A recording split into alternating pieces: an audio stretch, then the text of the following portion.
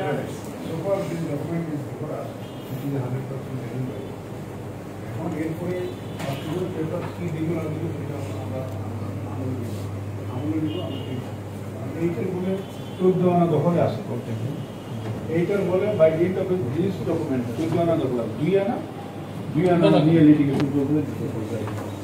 আর এই 2 আনার ব্যাপারে আমরা এখন সিদ্ধান্ত নিব। এই 2 আনা আসলে এই 2 আনার অ্যাকচুয়াল ওনারকে টাইটেল ডিডস কার ফেভারে, হ্যাঁ টাইটেল ডিডস ডকুমেন্টস কার ফেভারে, এইটা আমরা যদি এটা কারেক্ট হয়ে যায়, হ্যাঁ তাহলে তো আর পরবর্তী যদি কোনো ট্রান্সফার থাকে ওটা তো আর কার্যকরী না।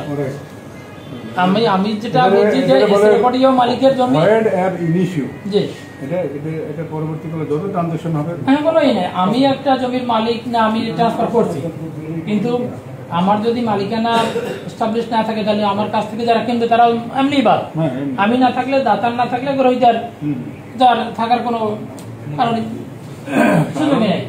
আমি ভেন্ডার, আমার যদি টাইটেল সত্য ঠিক না থাকে আমি যতই ট্রান্সফার করবো এই জন্য আমি বলছি যে যেহেতু এসে রেকর্ডীয় মালিক এর জমি নিলাম হয়ে গেছে, সেই নিলাম মূল্যে যদি নিলামটা সঠিক হয় তাহলে আলোচনা একরকম, নিলাম সঠিক না হলে আলোচনাটা ভিন্ন রকম। কি আপনারা এই বিষয়ে একমত কিনা? আমাকে যদি একটু সময় দেন আপনাদের আগে